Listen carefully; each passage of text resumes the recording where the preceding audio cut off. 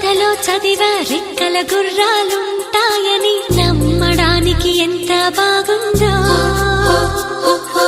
బాలమిత్ర కథలో చదివ పగడపు దీవులు ఉంటాయని